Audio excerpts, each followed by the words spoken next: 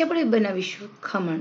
ગુજરાતી ખમણ. ખમણ છે ને તે ગુજરાતમાં ઘરે ઘરે ફેમસ છે. આ ચણાના લોટનો એવો નાસ્તો છે જે એસ્ટિમેટ છે અને વિશ્વભરમાં પ્રખ્યાત છે. ખમણ વગર ગુજરાતી ઘરનો નાસ્તો અધૂરો છે. ખમણ હોય એટલે પૂછો જ શું. ખમણ એક એવો નાસ્તો છે જે હળવો છે, જે સ્ટીમથી બને, જે ઓછા તેલમાં બને છે અને સાથે સાથે સ્વાદિષ્ટ છે. ખમણ છે એ નાસ્તામાં પણ ચાલશે, સાથે સાથે ફરસાણમાં પણ ચાલશે. એકદમ સ્પોન્જી જાળીદાર એવા ખમણની રીત એકદમ સિમ્પલ અને સરળ રીતે જોઈએ. ચલો આજે જોઈશું ખમણની રેસીપી પસંદ આવે તો લાઈક શેર અવશ્ય કરશો. મિત્રો, આપણે અહીંયા ખમણ બનાવવું છે તો ખમણ બનાવવા માટે સૌથી પહેલાં ચણાનો લોટ લેવાનો છે. ચણાનો લોટ અહીંયા એક વાટકો લેવાનો છે. સૌથી પહેલાં ચણાના લોટને તમારે ચાળીને લેવાનો છે. અહીંયા મેં ચાળ્યો નથી, તો ચણાના લોટની અંદર જે ગાંઠ હોય એ ગાંઠને આપણે ભાંગવી પડશે. તો અહીંયા તમે જોઈ શકો છો એકદમ સરસ રીતે બધી જ ગાંઠ આપણે ભાંગી રહ્યા છીએ. તો હવે ચણાના લોટને સાઈડ પર રાખી દઈએ. અહીંયા આપણે સરસ મજાનું પહેલાં પ્રિપરેશન માટે એક સ્ટીમર લેવાનું છે. એની અંદર એક સરસ મજાનું ઊંડું વાસણ લેવાનું છે. મારી પાસે સૂર્ય કુકરનું સરસ મજાનું ખાનું છે એ લીધું છે. એને તેલવાળું ગ્રીસ કરી અને સાઈડ પર મૂકી દઈએ. ઓકે, તો અહીંયા તમે જોઈ શકો છો આને આપણે ગેસ પર એકદમ ધીમા આંચે ચડવા દઈએ. હવે આપણે ગેસ પર મેં સ્ટીમર મૂકી દીધું છે. હવે વારો લઈએ આપણા બેસનનો. તો અહીંયા આપણે જે બેસન લીધું છે એ બેસનની અંદર આપણે સૌથી પહેલાં એડ કરવાના છે નમક. નમક એ પછી થોડી હળદર એડ કરીએ. હળદર એડ કર્યા પછી થોડા લીંબુના ફૂલ એડ કરવાના છે. લીંબુના ફૂલ અને હિંગ આટલી વસ્તુ આપણે એડ કરવાની છે, બિલકુલ ભૂલવાનું નથી. હવે આપણે હલાવી લઈશું. તો અહીંયા તમે જુઓ લીંબુના ફૂલ સૌથી નાની ચમચી આવે છે એ લીધા છે. લીંબુના ફૂલ ઉમેરી દેવાના છે અને આપણે હલાવી લઈશું. થોડું થોડું પાણી ઉમેરતા જવાનું છે. એક વાટકો ચણાનો લોટ હોય તો 1.5 વાટકી પાણી જોશે. ચણાનો લોટ ઘરે દળાવેલો હોય, રેડી બેસન હોય, બધાનું મેઝરમેન્ટ અલગ અલગ હોય છે. તો એ રીતે તમારે પાણી સેટ કરવાનું રહેશે. હવે અહીંયા પાણી ઉમેરતું જવાનું અને હલાવતું જવાનું છે.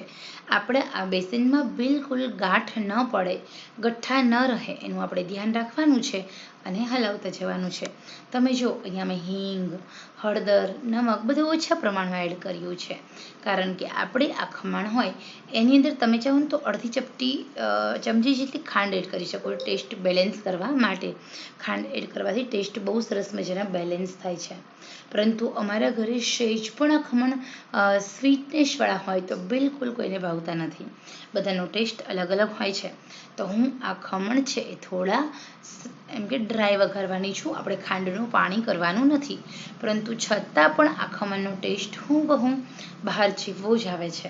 તો અહીંયા આપણે ખમણ ઘણા બધા પ્રકારના બનતા હોય છે. સુરતી ખમણ, ટમટમ ખમણ, ગુજરાતી ખમણ. તો આજે આપણે બનાવીશું સુરતી ખમણ. તો આ ખમણનો ટેસ્ટ થોડો તમને વાટી દાળના ખમણ જેવો આવશે. તો અહીંયા હવે આપણે હલાવી રહ્યા છીએ. તમે જોઈ શકો છો એકદમ સરસ મજાની આ પ્રોસેસ થઈ રહી છે. ધીમે ધીમે શાંતિથી હલાવવાનું, થોડું થોડું પાણી ઉમેરતું જવાનું. એકદમ પતલું આપણા ચમચામાંથી ઇઝીલી નીચે પડી જાય ને એ ટાઈપનું આપણે બેટર બનાવવાનું છે. તમે રસોઈ શીખો છો ને તો ક્યારેય ઉતાવળ નહીં કરવાની. ધીમે ધીમે ધીમે ધીમે આપણે સૌથી પહેલાં અહીંયા મેં ઈનો ઉમેર્યો નથી. અત્યારે માત્ર લીંબુના ફૂલ આવે છે એ જ ઉમેર્યા છે. તો અહીંયા આપણે વઘારમાં હિંગ કેટલી ઉમેરીએ છીએ, તો 1 વાટકો ચણાનો લોટ હોય તો બસ એટલી જ હિંગ ઉમેરીએ, એટલા જ આપણે લીંબુના ફૂલ આમાં લેવાના છે. હવે અહીંયા હલાવી લેવાનું છે. આ બેટર આ ટાઈપનું હોવું જોઈએ. તો તમે ઘરે ખમણ બનાવો ને ત્યારે ચોક્કસ તમારે આવી રીતે તમારે સેટ કરવાનું છે. લીંબુના ફૂલ ઉમેર્યા પછી હવે આપણે 5 મિનિટ સુધી આમ જ આ બેટરને રહેવા દેવાનું છે. એ 5 મિનિટ પછી આપણા સ્ટીમરનું પાણી ઉકળી ગયું હશે, એમાંથી વરાળ નીકળતી હશે અને જે આપણું વાસણ છે એ પણ સ્ટીમરમાં એકદમ ગરમ થઈ ગયું હશે. આ વાસણ ગરમ હોય ને ત્યારે તમે પ્રોસેસ કરો. ઢોકળાની થાળી કેમ આપણે પહેલાં તેલ લગાવીએ પછી ઢોકળાનું બેટર મૂકીએ પછી, એવું નહીં કરવાનું.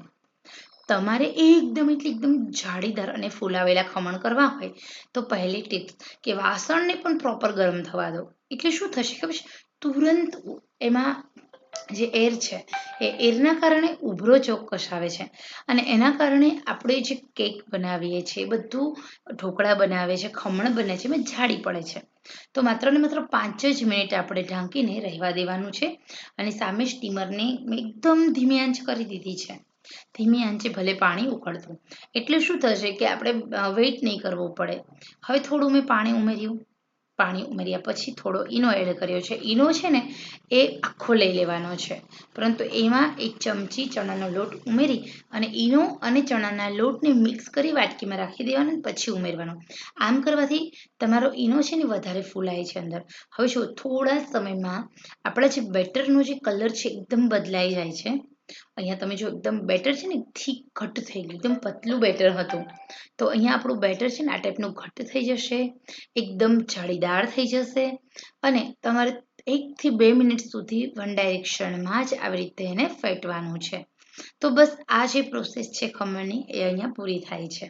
હવે અહીંયા આપણે સ્ટીમરની અંદર થોડું હલાવી લઈએ. એમાં એર જશે, બબલ્સ થશે. અહીંયા તમે જુઓ એકદમ સરસ મજાના આપણા જે બેટર છે એ ઘટ્ટ થઈ ગયું છે, બબલ્સ થઈ જેમ કે ક્રીમ હોય તો ક્રીમ ટાઈપનું આપણું બેટર થઈ ગયું છે. આ ટાઈપનું આપણું બેટર થાય ત્યાર પછી જ આપણે તૈયાર થયેલા બેટરને આપણે એડ કરીશું સ્ટીમરમાં. તો બધું જ બેટર આપણે એડ કરવાનું છે. સ્ટીમરમાં જ પાણી ઉકળી રહ્યું છે, આપણું વાસણ પ્રોપર ગરમ છે અને એકદમ જાડાઈવાળા ખમણ કરવાના છે એટલે આપણો એનો ગ્રોથ વધારે થશે. જેવી રીતે તમે જુઓ અહીંયા કે જે 16 ઇંચનું મારું વાસણ છે એની અંદર 10 ઇંચ જેટલું લેયર પથરાઈ ગયું છે. ઓકે, તો હવે આપણે લીડ કવર કરીશું. એકદમ ફૂલ આંચે 10 મિનિટ સુધી આપણે ચડવા દેવાનું છે. પાણી એ જ રીતે આપણે મૂકવાનું છે. હવે આપણે અહીંયા 10 મિનિટ સુધી ચડવા દઈએ. પ્રોપર 10 મિનિટ થશે એટલે તમે જોઈ શકો છો આપણા ખમણ કેવા બન્યા છે તે. મિત્રો આઉટપુટ ખાસ જોજો. આઉટપુટ જોશો ને એટલે મજા આવશે. 10 મિનિટ થઈ ગઈ છે. અહીંયા વચ્ચે મેં થોડું ચેક કર્યું હતું. ખમણ આપણા પ્રોપર રીતે ચડી ગયા છે, ચપ્પા સાથે બિલકુલ ચોટતા નથી અને તમે જો એકદમ સરસ ફૂલાઈ પણ રહ્યા છે, પોચા પણ બન્યા છે, સોફ્ટ બન્યા છે. હવે આ ખમણ છે ને એના પર વઘાર કરીશું. તો અહીંયા આપણે વાસણને ગેસ પરથી નીચે ઉતારી લઈએ છીએ. મારે એક બાજુ ગેસ પર ચા પણ થાય છે. હવે અહીંયા વઘારિયું લેવાનું છે. વઘારિયામાં મેં 3 ચમચી તેલ લીધું છે કારણ કે આ ખમણમાં તેલ વધારે હોય તો બહુ સરસ લાગે છે.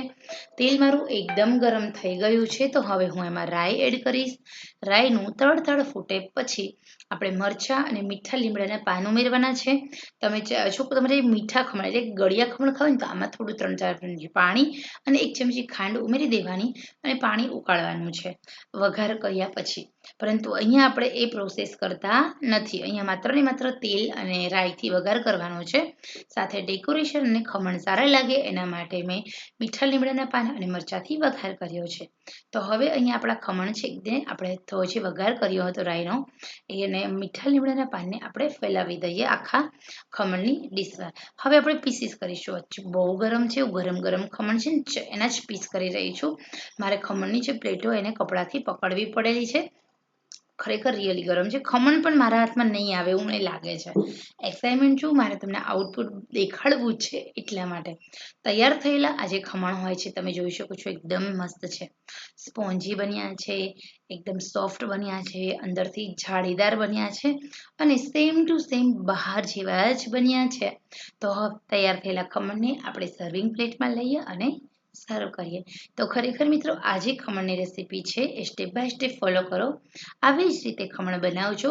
માત્ર ને માત્ર ખમણના બેટરને હલાવવાની જ ખૂબી છે. બાકી ખમણ તમારા એકદમ આવી જ રીતે ઘરે બનાવી શકો છો. તો તૈયાર થયેલા ખમણને હું હવે એક પ્લેટ પર લઉં છું. પ્લેટ પર આપણે બધા જ પીસીસ કરીશું અને ત્યાર પછી આપણે એક સર્વિંગ પ્લેટમાં લઈએ. હું તમને બતાવું કે ખરેખર આ ખમણ કેવા બન્યા છે તે. બહુ ટેસ્ટી બન્યા છે ખમણ. આપણા બધા જ ખમણને આપણે એકદમ પીસીસ કરવાના છે. ખમણની પ્લેટ એકદમ ઠંડી થાય એ પછી જેના પીસ કરવાના એટલે એના જે ખમણ હોય છે ને એ સરસ બનશે, છૂટા નહીં પડે. તો હવે અહીંયા મેં સરસ રીતે ખમણના પીસીસ કર્યા છે. મારે ખમણના પીસ એકદમ સરસ પડ્યા છે. તો હવે તૈયાર થયેલા ખમણને આપણે પ્લેટ પર લઈએ. અહીંયા તમે જો કેવા સરસ મજાના ખમણ દેખાય છે.